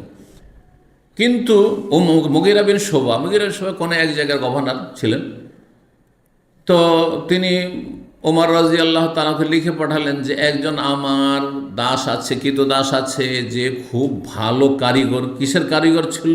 খুব পাকা ছুতার মিস্ত্রি ছিল, কাঠ মিস্ত্রি ছিল, আর খুব পাকা লোহার মিস্ত্রি ছিল, আর ওই ছাড়া অন্য আরও ভালো কাজ জানত। যার ফলে ও মুগীরা বিন শুবা সুপারিশ করে যে এর মদিনায় প্রয়োজন আছে, এইরকম একজন পাকা কারিগরের মদিনায় প্রয়োজন আছে, সুতরাং তাকে অনুমতি দেন থাকতে। দেখেন কিভাবে মদিনা পৌঁছিল এই কাফের। মক্কা আর মদিনার বিধান একরকম নয়, কিন্তু আপনারা আমার দিকে তাকাচ্ছেন, মনে হচ্ছে মদিনায় কী করে কাফের আসলে, তাই না? দেখেন মক্কার ব্যাপারে, মক্কার বিষয়ে আল্লাহ কোরআনকে স্পষ্ট করে দিয়েছেন যে মক্কার হারামের ভিতরে কোনো কাফের প্রবেশ হারাম, নাপাক যাবে না। ইন্নামাল মুশরিকুনা নাজাসুন, মুশরিকরা হচ্ছে নাপাক, অপবিত্র। ফালা ইয়াকরাবুল মসজিদাল হারামা, সুতরাং মসজিদ হারামের কাছে যাবে না। বাদা আমিম হাজা, এই বছরের পরে এতদিন যা হয়েছে এরপরে আর আসতে পারবে না। মসজিদে হারাম আল্লাহ বলেছেন, কিন্তু কোনো আয়াত হাদিস আছে মসজিদে নববীর কাছে যেতে পারবেন আছে? নেই। কিন্তু তার এখন প্রশ্ন হইতে পারে যে আমরা তো মক্কা গেলেও দেখি যে নন মুসলিমদের প্রবেশ নিষেধ, আর মদিনা গেলেও দেখি মদিনার বাইরে যখন মদিনা ঢুকতে যাচ্ছেন বিভিন্ন দিক থেকে, তখন দেখবেন যে এটা শুধু মুসলিমদের জন্য। হ্যাঁ, লেখা আছে না সাইনবোর্ডগুলো, দেখেছেন তো? তো শুধু মুসলিমদের জন্য, আর নন মুসলিমদের রাস্তা ডানে বামে বেরিয়ে চলে গেছে, এই দিক দিয়ে তোমরা চলে যাও। জি, এটা যে করা আছে এটা হচ্ছে নিরাপত্তা জনিত বিষয়, এটা নিরাপত্তার কারণে করা হয়েছে। কিন্তু শারআন প্রয়োজন যদি হয়, যদিও ভালো যে মদিনার মতো মোবারক জায়গায় কোনো কাফের যেন প্রবেশ না করে, এটাই ভালো। কিন্তু যদি প্রয়োজন হয় তাহলে মদিনার হারামে, মদিনায় কোনো কাফের প্রবেশ করতে পারে, করাতে পারে। কিন্তু প্রয়োজন হইলেও মক্কায় কোনো কাফেরকে প্রবেশ করানো যাবে না। ধরেন কোনো একটা কাজের জন্য প্রয়োজন, আর ভালো একজন কারিগর আছে, হ্যাঁ, ভালো একজন এই রকমের ইঞ্জিনিয়ার আছে, অথবা কোনো একটা সাবজেক্টের পারদর্শী মাহের আছে, সে অমুসলিম, আপনি বিকল্প খুঁজেন, মুসলিম খুঁজে নিয়েছেন, মুসলিম খুঁজে নিয়েছেন। এই জন্য আমরা দেখেছি একসময় যখন মসজিদে নববী আর মসজিদে হারামের মানে বিশাল আকারে বাদশাহ ফাহাদ রাহিমাহুল্লাহর যুগে নির্মাণ কাজ চলতো, যে মসজিদ এখন দেখছেন সেটা তো ছিল না, আজকে 30-35 বছর আগে, তখন তো একেবারে ছোট ছিল তখন মসজিদ। তো সেখানে বড় বড় যারা ভালো আপনার ইঞ্জিনিয়ার অথবা যারা টেকনিশিয়ান, তারা সব তুরস্কের হইতো, অথবা অন্য কোনো মুসলিম দেশের হইতো, কোনো অমুসলিম হইতো না, আর এখনও নেই। তো মক্কা মদিনায় যে কথাটি বলতেছে, মক্কা মদিনার বিধানে পার্থক্য রয়েছে। মক্কা মদিনার বিধানে শরীয়তে পার্থক্য। মদিনায় প্রয়োজনে অমুসলিম প্রবেশ জায়েজ, কিন্তু মক্কায় প্রয়োজনে মুসলিম চলবে না। হ্যাঁ, মুসলিম দিয়েই কাজ নিতে হবে, তলাশ করতে হবে নাকি। তো যাই হোক, হাদিসে গিয়ে যাই, তো ওমর রাদিয়াল্লাহু সবসময় নিষেধ করতেন যে এই কাফেরদেরকে মদিনায় ঢোকায় না, তোমাদের কাফের দাসগুলিকে তোমাদের দুনিয়ার গরজে মদিনায় আসে না। কিন্তু কিছু লোক আছে যারা নিজের সুবিধায়, আমাদের বেনিফিট, আমাদের লাভ, হ্যাঁ হ্যাঁ এই ভালো কাজ করছে ইত্যাদি ইত্যাদি, ভালো কাজ জানে, এইসব অজুহাত সব জায়গায় ছিল, কম আর বেশি। তো কিছু লোক এই কাজ করেছে, যার ক্ষতি এটা, কারণ দূরে থাকলে তো এইভাবে আক্রমণ করার সুযোগ পেত না সহজে। তো যাই হোক, আল্লাহর পক্ষ থেকে সেটাই ফয়সালা ছিল। বলছেন তিনি তখন ইবনে আব্বাসকে যে কাদ কুনতা আনতা, তুমি ও আবুকা, তোমার বাবা আব্বাস, আব্বাস রাদিয়াল্লাহু রাসূলুল্লাহ চাচার অনেক অমুসলিম কাফের কৃতদাস ছিল, আর তাদের অধিকাংশ সব কাফের, অধিকাংশ কাফের, অল্প কিছু ইসলাম গ্রহণ করে। কারণ কৃতদাস হয় কখন? কাফের হয়ে বন্দী হয় তখন না কৃতদাস হয়। তো তারা কাফের হয়েছিল। তুমি আর তোমার বাবা সবসময় পছন্দ করেছো যে আন্তাকসুরাল উলুজ বিল মদিনা, মদিনায় সব কাফের কৃতদাস সে সংখ্যা বৃদ্ধি হোক, তোমরাই তো বেশি করেছো এইখানে। জি। ওয়াকানুল আব্বাস আকসারহুম রাকিকান, আব্বাস রাদিয়াল্লাহু তাআলা আনহু নবী সাল্লাল্লাহু আলাইহি ওয়াসাল্লামের চাচা আব্দুল্লাহর বাবা, আর তার অনেক সংখ্যায় কি ছিল? কৃতদাস ছিল। ফাকালা, তখন আব্দুল্লাহ বিন আব্বাস বললেন, ইনশেতা, আপনি যদি চান, ফালতো, তাহলে আমি এগুলো সবকে হত্যা করে দিচ্ছি। যেসব কাফের কৃতদাস আছে, কাফের মদিনায় বসবাস করছে, আপনি যদি হুকুম দেন তো হত্যা করে দিচ্ছি, আমার বাবার দাসগুলোকে হত্যা করে দিচ্ছি আমি। আপনি খলিফাতুল মুসলিমিন, হুকুম করতে পারেন। ইনশেতা কাতাল, আপনি যদি চান তো তাদেরকে হত্যা করছি। তাহলে কাজাবতা, তুমি ভুল বলছো। কাজাবতা মানে তুমি মিথ্যা বলছো। আরবরা কখনো কখনো কাজাবতা, মিথ্যা কথাটি কিসের ক্ষেত্রে বলে? অবাস্তব কথা। দেখেন, আপনি মিথ্যা বলছেন, এই কথা, মিথ্যা শব্দটি বললে আমরা সবাই রাগ করব। মিথ্যা বলছেন, তারপর যদি বলি আপনি মিথ্যাবাদী, তবুও রাগ করবেন। কিন্তু যদি বলি আপনি অবাস্তব কথা বলছেন, কথা কিন্তু একটাই। অবাস্তব মানে কি? আপনার আসলে ঠিক না। হ্যাঁ, আপনি ভুল বলছেন, ভুল না বলে আপনি অবাস্তব কথা বলছেন। বুঝতে পারছেন তো? কথা ভাষাই দেখেন, একই কথা বলছেন কিন্তু ভাষা মার্জিত হওয়ার কারণে আঘাত লাগলো না। তো কাজাবতা মানে তুমি, আরবরা বলতেন তুমি কি বলছো, অবাস্তব কথা বলছে, এটা চলবে না, এটা হবে না। বা এখন বলছো, তোমরা ঢুকিয়ে দিয়ে তাদের অধিকাংশ ইসলাম, মদিনা আসার পরে অধিকাংশ ইসলাম গ্রহণ করছে। ইসলাম গ্রহণ করলে কি হবে? এরা কৃতদাস, সুতরাং তাদের অন্তরে কিছু বিদ্বেষ থাকেও যেতে পারে। আর তাদের ইমান ওই রকম ইমান নয়, কারণ তারা ওইভাবে এলেম শেখার সুযোগ পায় না, কারণ এরা মালিকের কাজে এত ব্যস্ত যে শেখার সুযোগও পায় না। স্বাধীন মানুষদের মতো সুযোগ পাবে শেখার? শিক্ষায় যখন অভাব, তখন আমলে অভাব থাকবে, আমলে ত্রুটি থাকবে। তাই বললেন যে এখন হত্যা করার কথা বলছো, বাদামা তাকাল্লাম বিল লিসানি, যখন তারা তোমাদের ভাষায় কথা বলো, আরবি শিখে নিয়েছে। ওয়াসাল্লাহ কিবলা, তোমাদের কিবলাকে সামনে করে তারা সালাত আদায় করেছে, মানে মুসলমান হয়ে গেছে। ওয়াহাজ্জু হাজ, তোমাদের সাথে হজও করছে, আর এখন বলছে এগুলো হত্যা করবো, এটা চলবে? এখন কেন? এখন বলে হবে। ফাহুতু মেলাইলা বাইতেহি, তারপরে উমর রাদিয়াল্লাহু তাআলা আনহুকে আহত অবস্থায় বাড়িতে নিয়ে যাওয়া হলো, বহন করে, কাঁধে করে। ফান্তালাকনা মাহু, আমর ইবনে মের বলছেন আমরাও গেলাম তার সাথে। ওয়াকান্নান নাস লাম তুসিব মুসিবা ক্বাবলা ইয়াউমাইযিন, মানুষরা এত মর্মাহত, এত ভেঙে পড়েছেন যে মনে হচ্ছে ইতিপূর্বে তাদের ওপর, মানে মদিনাবাসীর ওপর, সাহাবায়ে কেরামদের, মুহাজির আনসারদের ওপর এই রকমের মুসিবত কখনো আর নেমে আসেনি। এত বড় মুসিবত যে খলিফাতুল মুসলিমিন আহত, আজকে দুনিয়াতে বিদায় নিচ্ছেন এইভাবে, তার উপর এইভাবে আক্রমণ করা হইল। ফাকাইলুন ইয়াকুল, কিন্তু নানা মন্তব্য, কারো ধারণা যে না অল্পই আঘাত লেগেছে, তিনি সুস্থ হয়ে যাবেন শীঘ্রই। কিছু লোকেরা বলতে লাগলো, মন্তব্য করে, লা বাসা, কোনো অসুবিধা নেই, কোনো আশঙ্কা নেই, তিনি সুস্থ হয়ে যাবেন। ওয়াকাইলুন ইয়াকুল, অনেকে বলতে লাগলেন, আখাফু আলাইহি, আমাদেরকে খুব ভয় লাগছে, তিনি আর বাঁচবেন না। কিন্তু আসলে বাঁচলেন না।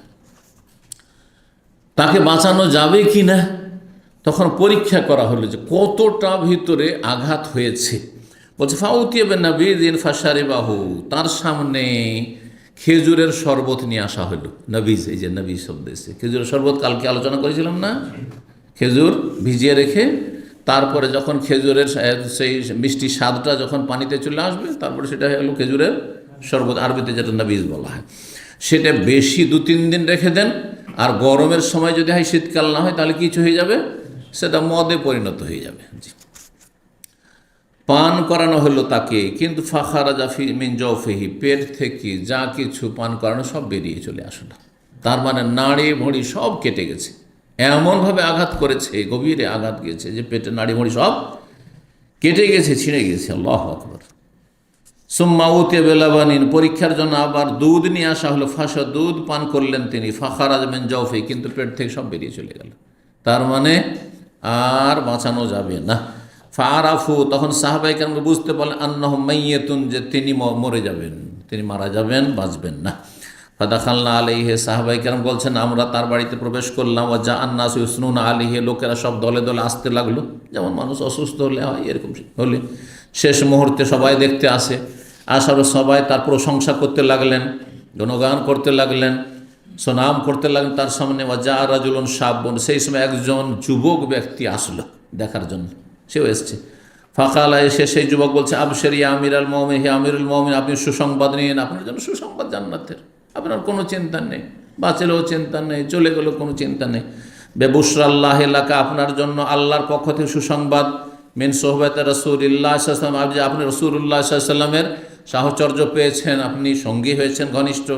ওয়া কাদামিন ফিল ইসলাম, এবং আপনি ইসলামের প্রথম যুগেই ইসলামে দীক্ষিত হয়েছেন বা ইসলাম গ্রহণ করেছেন, প্রথম যুগে ইসলাম গ্রহণ করেছেন।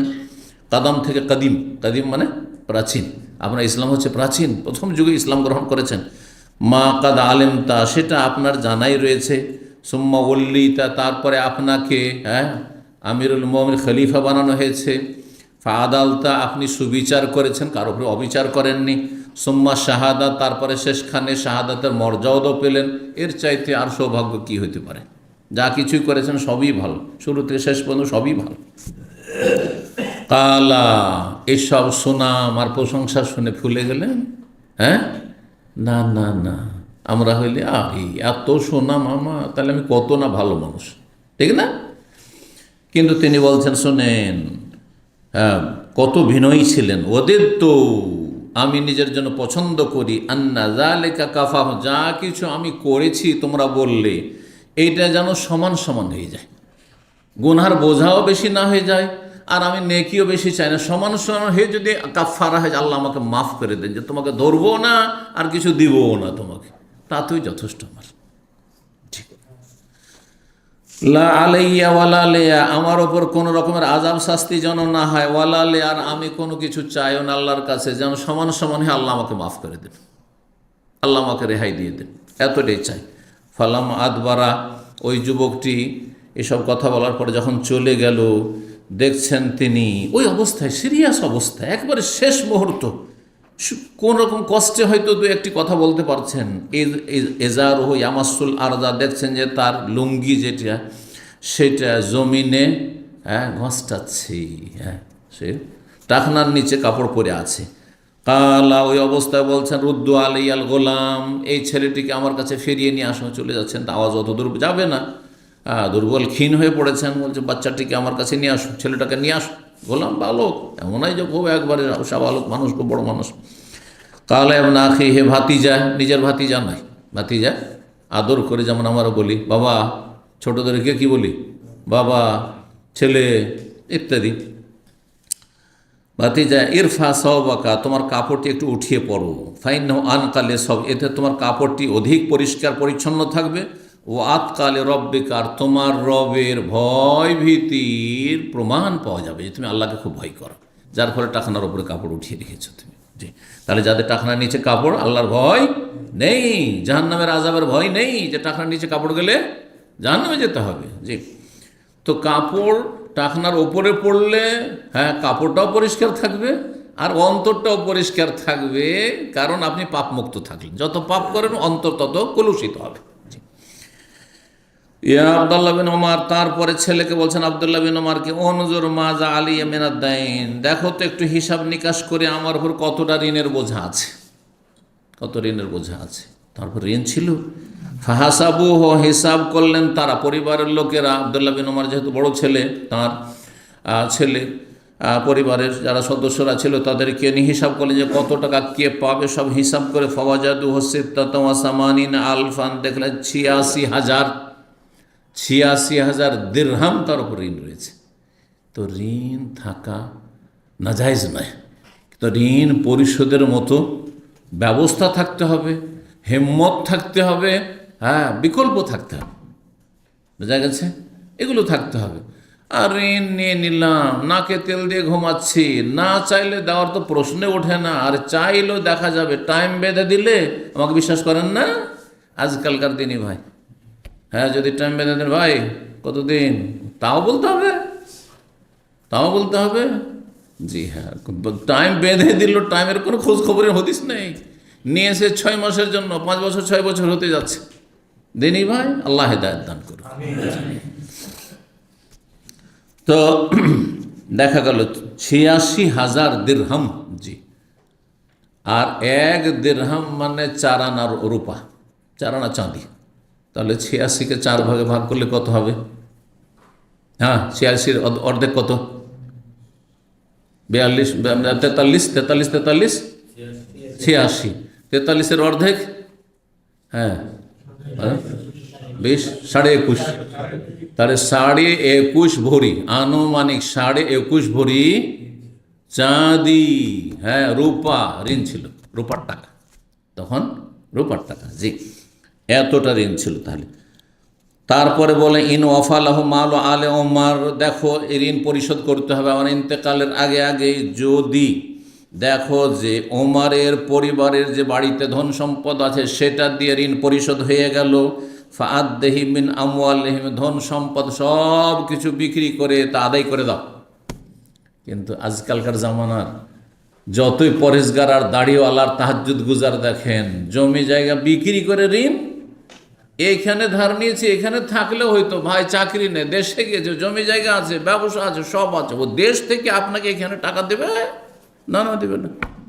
এইরকম লোক 1000 একটা খুঁজে পাবেন না আপনি, 1000 খুঁজে পাবেন না আপনি। যদি এখানে কোনো রকম করে আদায় করে নিতে পারেন তা আদায় হবে, দেশে গিয়ে আপনার ঋণ পরিশোধ করবে, জমি জায়গা থাকলেও বিক্রি করবে না, জমি বিক্রি করে ঋণ পরিশোধ। আর ভিটে মাটি তো প্রশ্নে উঠে না। হ্যাঁ, দোকানপাট বিক্রি করে, যা আছে রোড সাইডে দোকানপাট আছে বিক্রি করে, শহরের জায়গা বিক্রি করে, না না অসম্ভব কথা। হ্যাঁ, এই হচ্ছে অবস্থা। জি, ইমান যে মানুষের কত দুর্বল হয়েছে, আর কত যে মানুষ পয়সা লোভী হয়েছে। ওসিয়ত করেছেন যে দেখো ওমরের পরিবারে যেসব ধন সম্পদ বাড়িতে আছে সেগুলি দিয়ে যদি ঋণ আদায় হয়ে যায় তাহলে ভালো, যদি তা না হয় ফাসাল ফি বানি আদি ইবনে কাব, তাহলে আমার গোত্র, নিজের গোত্র মানে ছোট বংশ যেটা, আদি বিন কাবের গোত্রে সবার কাছে সহযোগিতা চাইবে, কারণ তারা আমাদের নিকটাত্মীয়। হ্যাঁ, সুতরাং তাদের কাছে সহযোগিতা চাইবে যে ওমরের ঋণের বোঝা রয়েছে, এই ঋণ পরিশোধের জন্য তোমরা নিকটাত্মীয়, তোমরা সহযোগিতা করো, তারা দেবে। ফাইনলাম তাফি আমওয়ালহুম, তাদের ধন সম্পদ দিয়েও যদি ঋণ পরিশোধ না হয়, ফাসাল ফিল কোরাইশ, তাহলে কোরাইশ বংশ, আমার বড় বংশ হচ্ছে কোরাইশ, গোটা কোরাইশ বংশের লোকের কাছে সহযোগিতা চাইও যে ওমরের ঋণ পরিশোধ আমরা করতে পারছি না, সুতরাং তোমরা সেই বংশের সেই রক্তেরই যখন, তখন তোমরা সহযোগিতা করো।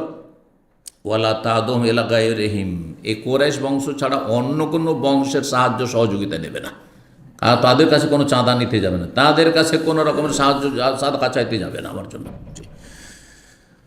তো বলছেন ফাআদ্দে আন্নি হাজাল মাল, এই ধন সম্পদের ঋণ, এই ঋণের বোঝা আমার পক্ষ থেকে আদায় করে দিবেই।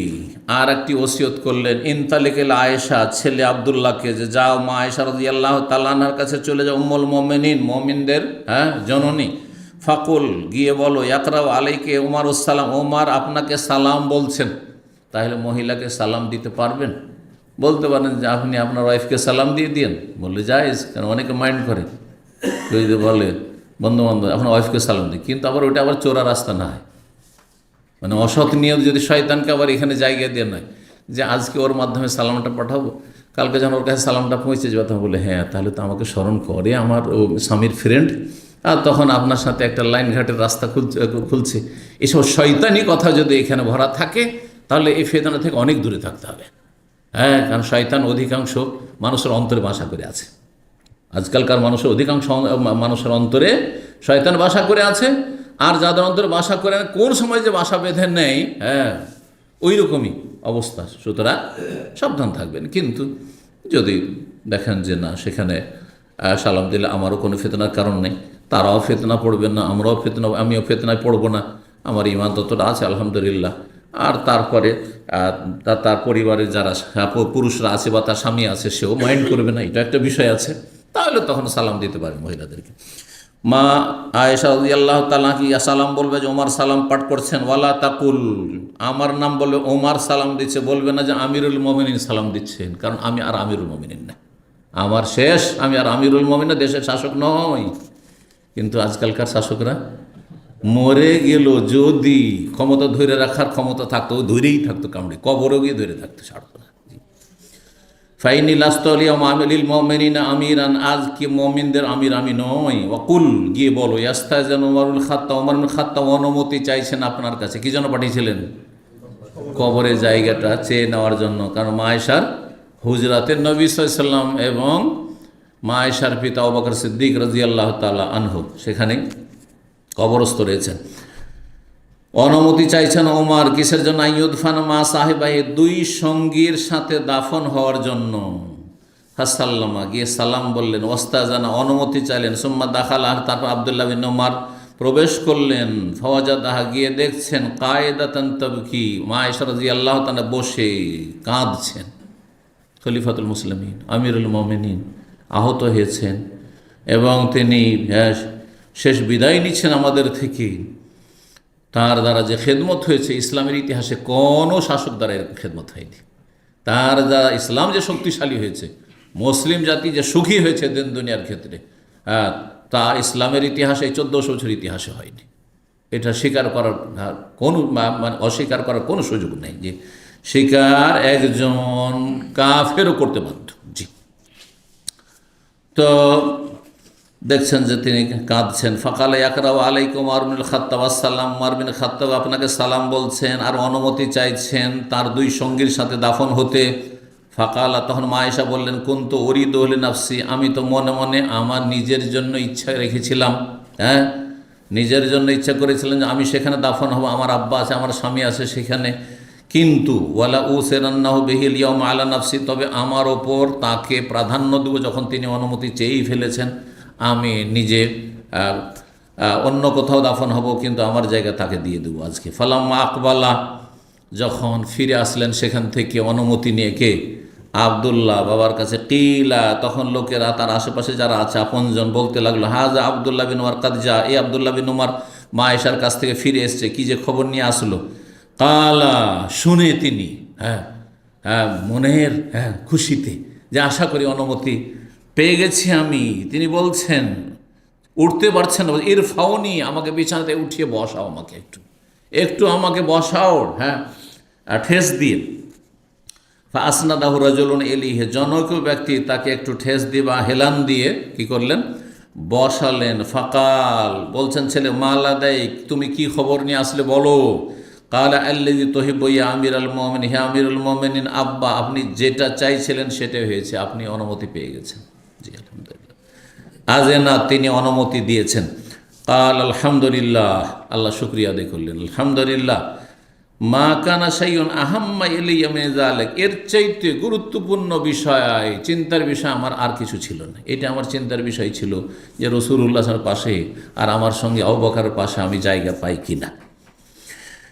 ফাইজা আনা কাযাইতু, কিন্তু শোনো, আমি যখন দুনিয়া থেকে বিদায় নেব, এখন ইন্তেকাল হয়নি, ওসিয়ত করছেন। কাযাইতু মানে চূড়ান্ত ফয়সালা হয়ে যাবে আমার মৃত্যুর, যে আমার ইন্তেকাল হয়ে যাবে, মৃত্যু হয়ে যাবে। ফাহমেলুনি, তখন আমার মৃতদেহ, লাশটিকে উঠিয়ে নিয়ে গিয়ে তার হুজরার কাছে যেও। কোথায়? আয়েশা রাদিয়াল্লাহু তাআলা আনহার কক্ষের কাছে যেও। সুম্মা সাল্লেম, তারপরে গিয়ে সালাম বলবে। ফাকুল, আর গিয়ে বলবে, ইয়াস্তাজান ওমর বিন খাত্তাব, এখন আবার ওমর বিন খাত্তাব অনুমতি চাইছেন, আমার মারা যাওয়ার পরে আরেকবার অনুমতি নিয়ে। কারণ হতে পারে যে আমি এখন বেঁচে আছি, চক্ষুর লজ্জাতে একটা কথা বলে দিয়েছেন, আর পরে হয়তো তিনি এটার উপর অসন্তোষ বা সন্তুষ্ট না, তিনি হয়তো এটা মন থেকে চান না, বা কোনো একটা ভয়ভীতিও কাজ করছে, এখনও বেঁচে আছে, কি জানি যদি সুস্থ হয়ে যায় এটা খলিফাকে অসন্তুষ্ট করবে ইত্যাদি, থাকতে পারে না দুনিয়া। মানুষ যখন, মানুষের দোষ দুশ্মন কখন থাকে? যখন মানুষ বেঁচে থাকে। মানুষ মারা যাওয়ার পরে দুশ্মনগুলো দোস্ত হয়ে, দুশ্মনেরা আর দুশ্মনী করে লাভটা কি? আর হিংসা করবে? মানুষ মারা যাওয়ার পরে হিংসা করবে না। জি, হিংসা করে লাভ নেই, কি আর, দুনিয়ার স্বার্থ শেষ। তো বলছেন যে আবার কি অনুমতি চাই, ফাইন আজেনাতলি, তারপর যদি তিনি অনুমতি দেন, ফাদ খেলুন, তখন আমার মৃতদেহ লাশকে ঘরের মধ্যে প্রবেশ করাইও। ওয়াইন রাদ্দাতনি, আর যদি তিনি বলেন যে না এখানে দাফন করতে পারবে না, রুদ্দুনি এলা মাকাবির মুসলিমি, তাহলে মুসলিমদের সাধারণ কবরস্থানে আমার মৃতদেহ নিয়ে গিয়ে দাফন করি। কোথায়? বাকির কবরস্থানে, বাকিতে দাফন করে দিও। ও জাত উম্মুল মুমিনিন হাফসা, তারপরে উম্মুল মুমিনিন মুমিনদের জননী হাফসা রাদিয়াল্লাহু তাআলা আসলেন। কে? উমরের কে? মেয়ে, বাপকে দেখতে আসলেন। অন্নেসাও তাসির, তার সাথে দল বেঁধে একদল মহিলাও আসছেন সবাই দেখার জন্য খলিফাতুল মুসলিমিন আমিরুল মুমিনিনকে। ফালাম্মা রাআইনাহা কুমনা, যখন আমরা দেখতে পেলাম যে হাফসা রাদিয়াল্লাহু তাআলা আনহা ঘরের দিকে আসছেন আব্বাকে দেখার জন্য, তখন আমরা পুরুষরা সবাই তার কাছ থেকে সেই ঘর থেকে বেরিয়ে বাইরে চলে গেলাম যে বাবাকে একাই তিনি দেখুক। ফাওয়ালা জাত আলিহে, তারপরে তিনি প্রবেশ করলেন আব্বার কাছে। ফাবাকাত ইনদাহু সাআতান, দীর্ঘ সময় সেখানে তিনি কান্না করলেন। জি, তাহলে বোঝা গেল কান্না করা প্রিয়জন আপনজনের জন্য জায়েজ, কিন্তু কোন কান্না জায়েজ নয়? হ্যাঁ, আপনার যেটাকে বলা হয় বিলাপ করে কান্না করা, রোদন করে কান্না করা, বয়ান করে কান্না করা, হাউমাউ করে কান্না করা, চিৎকার করা, এগুলি জায়েজ নেই। কিন্তু যদি আপনি অশ্রু প্রবাহিত করে কান্না করেন তো সেটা শরীয়ত সম্মত, জায়েজ রয়েছে। এটি কেন রহমত বলেছে, মায়া মানুষের বলেছে, মানুষের মায়া ভালোবাসা, ভালোবাসার বহিঃপ্রকাশ। তো তিনি দীর্ঘ সময় ধরে সেখানে কান্না করলেন। ওয়াস্তাজানের, তারপরে পুরুষরা আবার দেখতে চাইছেন, যেতে চাইছেন, সুতরাং তারা অনুমতি চাইলেন। যখন পুরুষরা অনুমতি চাইলেন ভিতরে আসার, ফাওয়ালা যা দাখিল আল্লাহম, তখন হাফসা রাদিয়াল্লাহু তাআলা ভিতরে প্রবেশ করলেন। বাড়িতে আরও ভিতরে অন্য রুম আছে, তখন সেখানে প্রবেশ করলেন। ফাসামিনা বোকাহমিনা দাখিল, পুরুষরা বলছেন যে তিনি ভিতরে প্রবেশ করলেন ঠিকই, কিন্তু তার কান্না বন্ধ হলো না আব্বার।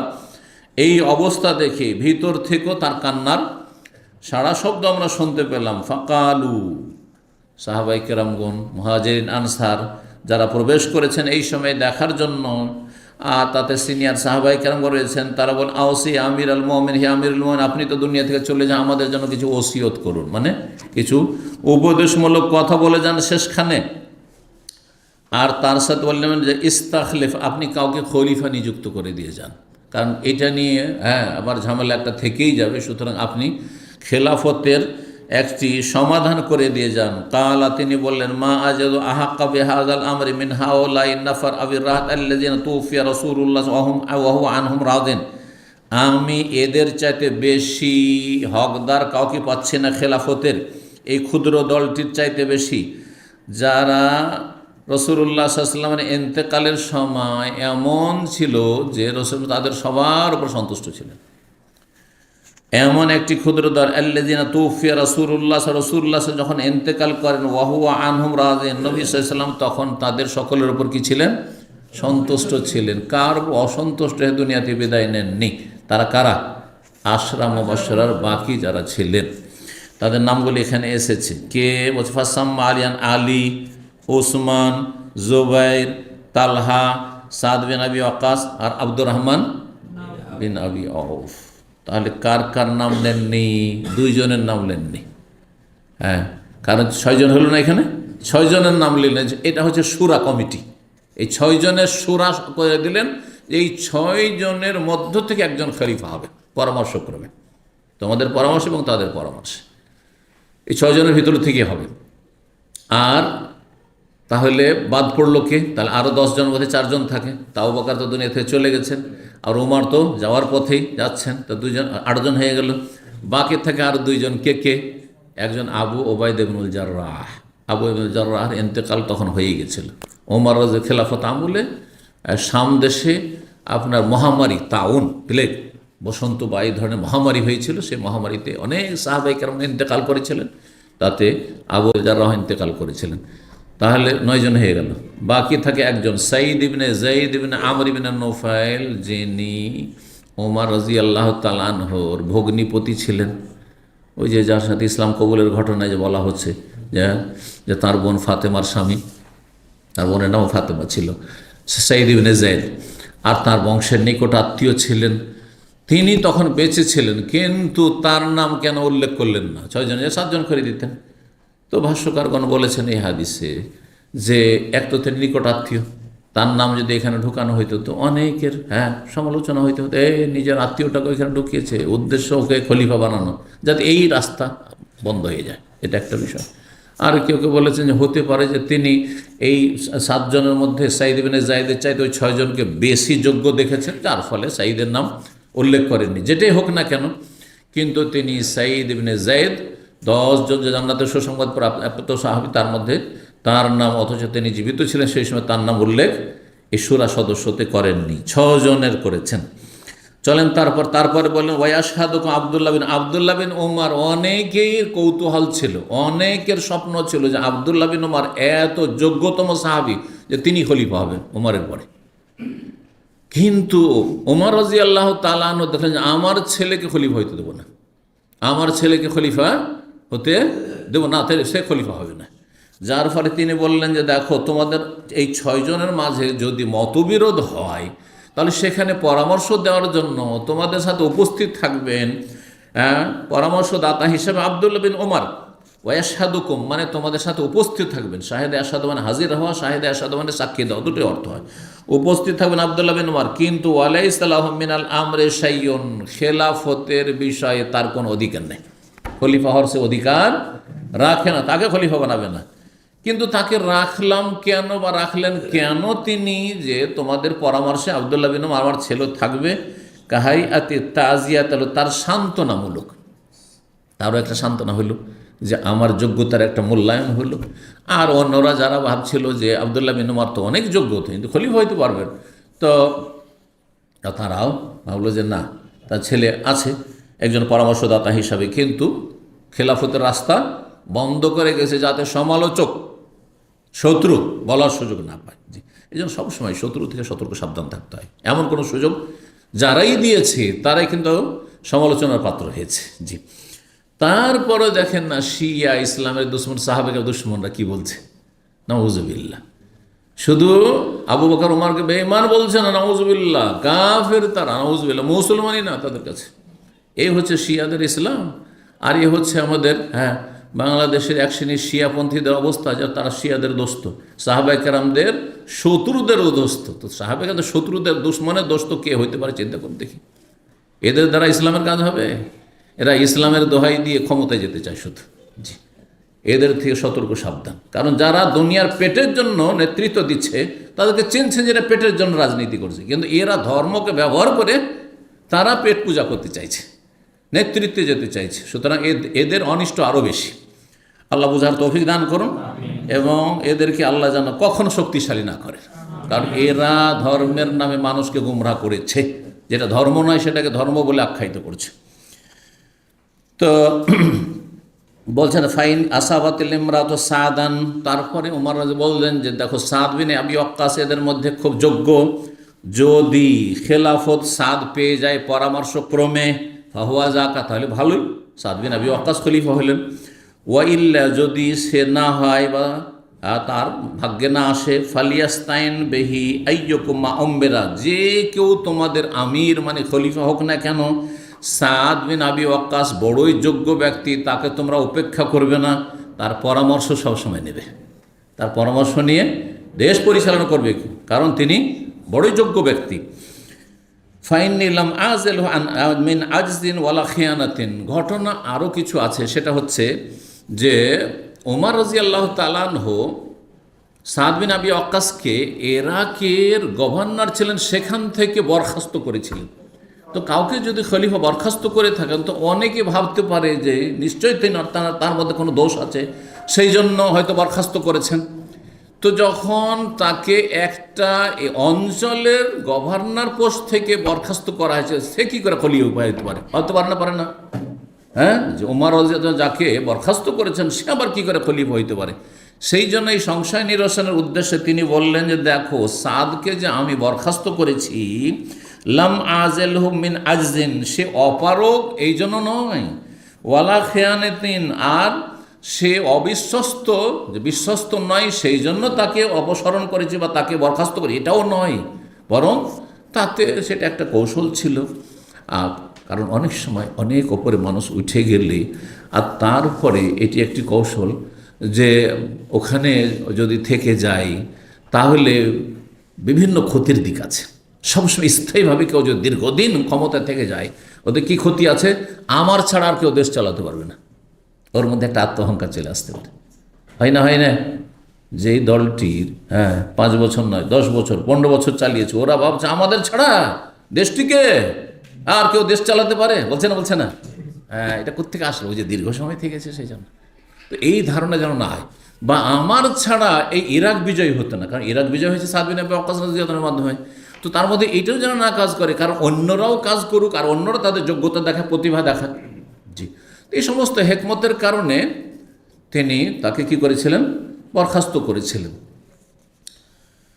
তো তাই বলে দিলেন যে এটা মনে করিও না যে তিনি অবিশ্বস্ত, তিনি কোনো খেয়ানত করেছেন, তিনি অপারগ ছিলেন, অযোগ্য ছিলেন, তার অযোগ্যতার কারণে তাকে আমি সরিয়েছি, এমনটাও নয়। সুতরাং তাকে যদি খলিফা বানিয়ে দেওয়া হয় তো তোমরা মানবে, আর সে খলিফা না হইতে পারে সাদ, তাহলে তার পরামর্শ নিয়ে কিন্তু দেশ চালাবে তোমরা।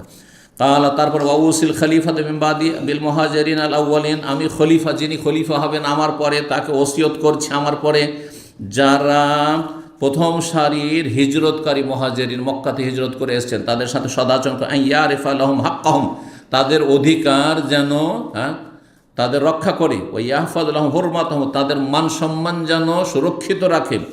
ওউসিহা বিল আনসার, আনসারীদের ক্ষেত্রে ওসিয়ত করছি খাইরান, ভালোর, মঙ্গলের, আল্লাযীনা তাবাওয়াউদ দারা ওয়াল ঈমান মিন ক্বাবলিহিম, যারা মদিনায় বসবাস করেছেন, মদিনার লোক ছিলেন এবং মদিনায় তারা মুহাজিরদেরকে আশ্রয় দিয়েছেন।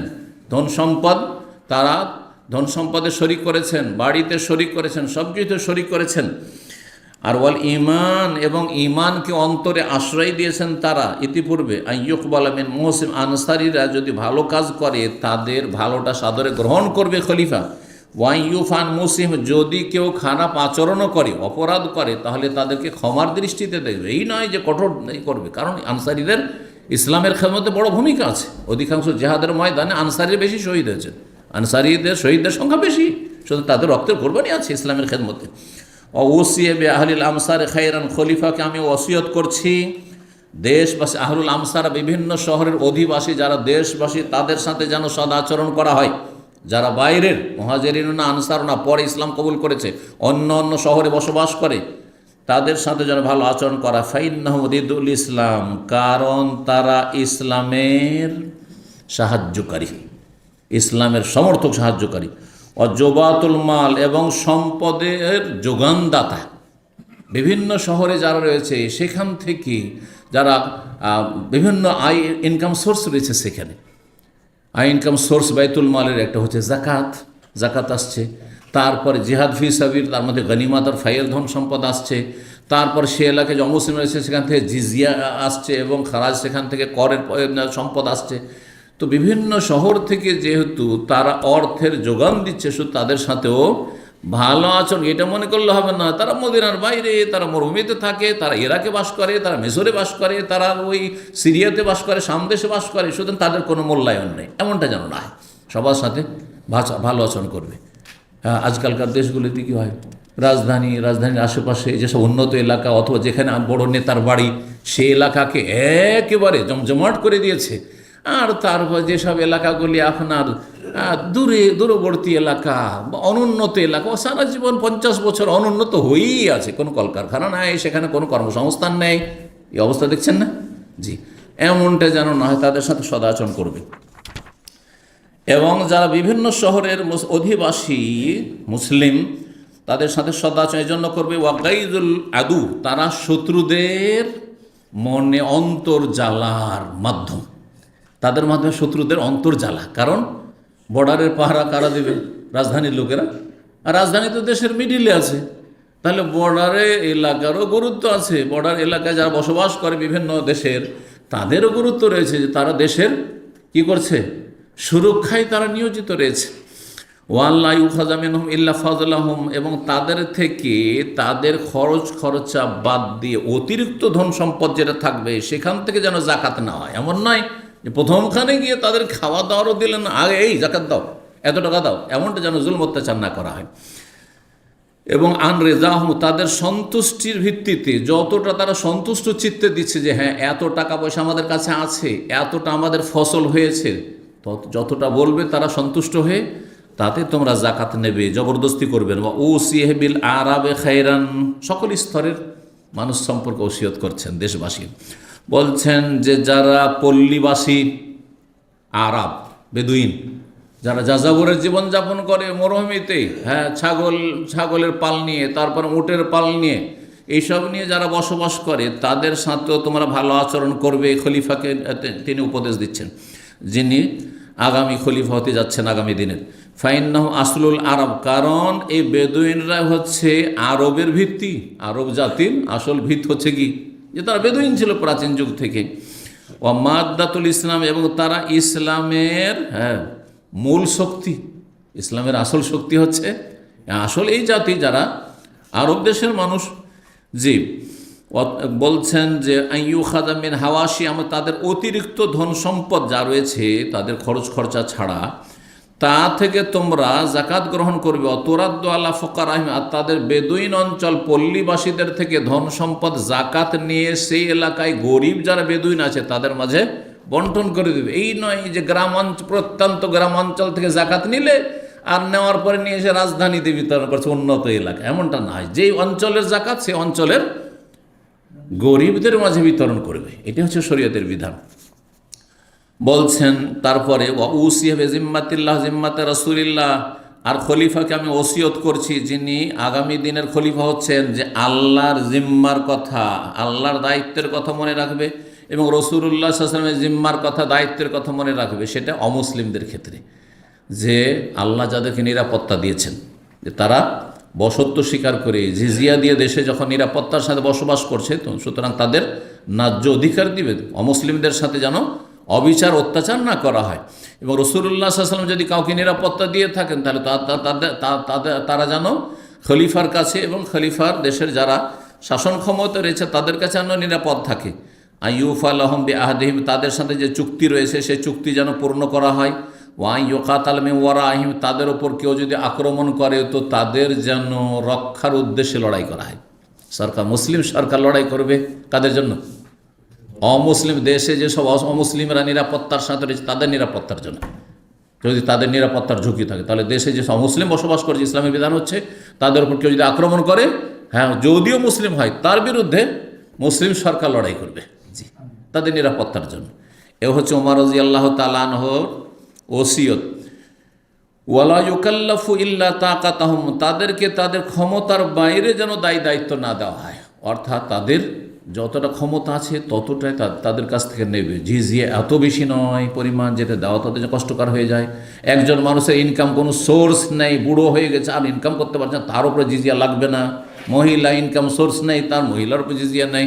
জি, সেজন্য জিজিয়া, শুধু জিজিয়া কর হচ্ছে মাথা প্রতি, এটা শুধু পুরুষ, সাবালক, নাবালক, একটা নাবালক বাচ্চা তার উপর কিছু জিজিয়া রয়েছে। জি, তো বলছেন তারপরে যে ফালাম্মা কবিজা, যখন ওমর রাদিয়াল্লাহু তাআলা আনহু ইন্তেকাল করলেন, এখন ইন্তেকাল পর্যন্ত আমরা পৌঁছে গেছি। বলছেন খারাজনা বিহি, তাকে নিয়ে আমরা বেরোলাম, মানে তার মৃতদেহ লাশকে নিয়ে বেরোলাম। ফান্তালাকনা নামশি, নিয়ে চলতে লাগলাম। ফাসাল্লাম আব্দুল্লাহ বিন উমর, আব্দুল্লাহ বিন উমরকে যেমন ওসিয়ত করা ছিল, কি ওসিয়ত করা ছিল? আমার ইন্তেকালের পরে আবার নিয়ে যাবে মা আয়েশার হুজরার কাছে, আবার গিয়ে অনুমতি চাইবে। বলছেন আব্দুল্লাহ গিয়ে সালাম দিলেন আর বলে আস্তাজান উমরুল খাত্তাব, আর আব্বা উমরুল খাত্তাব অনুমতি চাইছেন আপনার কাছে, যে যদি আপনি ভিতরে নিয়ে আসতে বলেন তাহলে আমার আব্বার মৃতদেহ নিয়ে আসবো, না হলে নিয়ে আসবো না। কালাত, মা আয়েশা বললেন আদখেলু, ঘরে ঢুকাও, ঘরে নিয়ে আসো, মানে দাফন করার জন্য। ফা উদখেলা, তিনি অন্য রুমে, পাশে আরও ঘর আছে, সেই ঘরে চলে গেলেন, সেই কক্ষে চলে গেলেন এবং বলে যে যেখানে নবী সাল্লাল্লাহু আলাইহি ওয়াসাল্লাম কবর এবং আবু বকর কবর, সেই ঘরে, যেটা আসল মা আয়েশার হুজরা ছিল নবী সাল্লাল্লাহু আলাইহি ওয়াসাল্লাম জীবদ্দশায়, সেখানে তোমরা প্রবেশ করো তার মৃতদেহ। ভিতরে প্রবেশ করানো হলো। ফাওয়াদিয়া হোনা লেখা মা সাহেব, তারপরে সেখানে তাকে দাফন করার তার দুই সঙ্গীর সাথে। ফাল্লামা ফরিগা মিন দাফানিহি, তার দাফন থেকে যখন কি হইলেন, দাফন সমাপ্ত করলেন, শেষ করলেন। ইজতামা হাওলাইর রাহাত, তখন এই 6 জন একত্রিত হইলেন, কিসের জন্য? পরামর্শ করার জন্য, খলিফা নির্বাচনের জন্য। ফাকাল আব্দুর রহমান বিন আউফ তাদের একজন ছিলেন, তিনি বললেন ইজ আলু আমরাকুম এলা সালাসা, তোমরা ছয়জন থেকে 3 জনে নিয়ে আসো। মানে কে কে তোমাদের মধ্যে স্যারেন্ডার করছে? স্যারেন্ডার করা মানে আমি খলিফা হব না, আমারটা অমুককে দিয়ে দিলাম, আমারটা অমুককে দিয়ে দিলাম। এবার বুঝতে পারছেন? তাহলে 6 জন ক্যান্ডিডেট ছিল, কয়জন হয়ে গেল? 3 জনে চলে আসলো। এটা করো, এই প্রস্তাব দিলেন তিনি। তো বলছেন যে এইরকমটা করো। ফাকাল জুবাইর রাদিয়াল্লাহু জুবাইর বিন আওয়াম, তিনি বললেন কাদ জাআলতু আমরি ইলা আলী, আমার বিষয়টিকে কাকে দিয়ে দিলাম? আলীকে দিয়ে দিলাম। মানে আমি খলিফা হব না, আমারটা কাকে দিয়ে দিলাম? আমার হকটা আলীকে দিয়ে দিলাম, আলীর পক্ষে দিয়ে দিলাম। ফাকালা তালহা বললেন কাদ জাআলতু আমরি ইলা উসমান, তালহা বললেন যে আমার খেলাফতের যে হকটা 6 জনের মধ্যে একজন হবে, তো আমিও একজন, তো আমি না হয়ে আমারটা কাকে দিয়ে দিলাম? ওসমান রাদিয়াল্লাহু তাআলা দিয়ে দিলাম। তাহলে এখন প্রস্তাব আসলো 2 জন সম্পর্কে, ওসমান না হয় আলী। ওকালা সাদ বললেন কাদ জাআলতু আমরি ইলা আব্দুর রহমান বিন আউফ, সাদ বিন আবি ওয়াক্কাস বলেন আমি খলিফা হব না, আমারটা আব্দুর রহমান বিন আউফকে দিয়ে দিলাম। আব্দুর রহমান আউফ আমার হকটা গ্রহণ করবেন। ফকাল আব্দুর রহমান বলেন আইয়ুকুমা তাবাররা মিন হাযাল আমরি ফানাজালু ইলাইহি, এখন তাহলে কে কে কে তাহলে খেলাফতের থাকছেন? ক্যান্ডিডেট কে থাকছেন? ওসমান, আলী আর আব্দুর রহমান আউফ। আব্দুর রহমান আউফ বলছেন তোমাদের উভয়ের 2 জনের, মানে ওসমান আর আলী, ওই 2 জনকে বলছেন তাবাররা মিন হাযাল আমরি, তোমাদের 2 জনের মধ্যে একজন যদি নিজের অধিকারটি ছেড়ে দেয় যে আমি নেব না, ফান্নাজ আলহু ইলাইহি, তাহলে যিনি বাকি থাকবেন অবশ্যই তাকে আমি দিয়ে দেবো, আমিও নেব না। এবার বুঝতে পারলেন?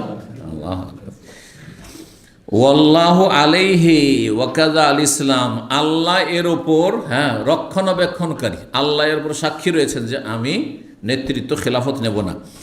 এবং তোমাদেরকে ইসলামের দোহাই দিয়ে বলছি যে লা ইয়ানজুরান্না আফদালাহুম ফি নাফসিহি, যে প্রত্যেকে দেখুক যে আমাদের মধ্যে কে বেশি শ্রেষ্ঠ, কে বেশি উত্তম। ফাউসকেতা শাইখান, তখন 2 শেখ, 2 মুরব্বী অর্থাৎ উসমান রাদিয়াল্লাহু তাআলা আনহু এবং আলী 2 জনে নীরব হয়ে গেলেন। তারা আমারটা অমুককে দিয়ে দিলাম, কেউ বললেন না। আলীও বললেন না যে আমি ওসমানকে দিয়ে দিলাম, আর ওসমানও বললেন না যে আমি আলীকে দিয়ে দিলাম। ফাকাল আব্দুর রহমান বললেন আফাতাজআলুনাহু ইলাইয়া, তাহলে আমাকে কি দায়িত্ব দেবে যে আমি আপনাদের মধ্যে যার নাম বলবো সেটা মেনে নেবেন আপনারা? নিজে হবেন না, উনি বলছেন আমি হব না, কিন্তু আপনারা যখন 2 জনে নীরব থাকলেন, তার মানে আলী রাদিয়াল্লাহু তাআলা আনহু খলিফা হওয়ার জন্য প্রস্তুত এবং তিনিও যোগ্য, এতে কোনো সন্দেহ নেই। এবং উসমান রাদিয়াল্লাহু তাআলা খলিফা হওয়ার জন্য প্রস্তুত, তিনিও যোগ্য, এতে কোনো সন্দেহ নেই, যোগ্য সবাই। জি, এই জন্য 2 জনের মধ্যে কে বেশি যোগ্য এই নিয়ে আহলে সুন্নাত ইখতিলাফ রয়েছে। একদল আহলে সুন্নাত বলেছেন যে আলী বেশি যোগ্য, আর একদল অধিকাংশ আহলে সুন্নাত বলছেন যে ওসমান বেশি যোগ্য। তবে যার ওপর মজলিসে শুরা পরামর্শ ভিত্তিতে কি হয়েছে, সমর্থন পড়েছে, তিনি যখন খলিফা হয়ে গেছেন তখন তিনি খলিফা, তিনি তৃতীয় খলিফা। এতে আবার দ্বিমত চলবে না যে তিনি কেন হইলেন বা তাকে কেন করা হলো না, এটা না। তারপরে এজমা হয়ে গেছে, ঐক্যমত হয়ে গেছে। এবার বোঝা গেছে না? ধরেন আমার মতো আরেকজন আছে, আমার 19-20, আমার চাইতে যদি একটু ছোটও থাকে, কিন্তু আমাকে না করে আমার চাইতে যে নিয়াত তাকে করা হইল, যখন সবাই করে নিল, তাতে আমার আপত্তি করার কোনো অধিকার নেই, এবং অন্যের কোনো আপত্তি করার, যারা আমার সমর্থক ছিল তাদেরও কোনো আপত্তি করার কোনো অধিকার নেই। এটা হচ্ছে শরীয়তের বিধান। তো বলছেন আব্দুর রহমান বলছেন আফাতাজআলুনা ইলাইয়া, আমাকে কি আপনার দায়িত্ব ন্যস্ত করছেন? ওয়াল্লাহু আলাইয়া আল্লাহ আলু আন আফজালুকুম, আল্লাহর কসম করে বলছি যে আমি আপনাদের মধ্যে যে বেশি শ্রেষ্ঠ তাকে মনোনীত করতে কোন রকমের ত্রুটি করব না। আমি আপনাদের মধ্যে যে বেশি শ্রেষ্ঠ তাকে খলিফা হিসাবে তার নাম আমি উল্লেখ করব, যদি আমাকে এই দায়িত্বটা আপনারা 2 জন দিয়ে দেন। কে কে? উসমান এবং আলী রাদিয়াল্লাহু তাআলা আনহুমা। কালা না, উভয়ে তখন বললেন হ্যাঁ ঠিক আছে, তুমি যার নাম বলবে, অসুবিধা নেই। ফাখাযা বিয়াদিহিমা, তারপরে 2 জনের একজনের সাথে নির্জনে কথা বললেন আর বললেন লাকা কারাবাতু মিন রাসূলিল্লাহ সাল্লাল্লাহু আলাইহি ওয়াসাল্লাম, আপনি রাসূলুল্লাহ সাল্লাল্লাহু আলাইহি ওয়াসাল্লামের নিকট আত্মীয়, তার মানে তিনি ছিলেন আলী।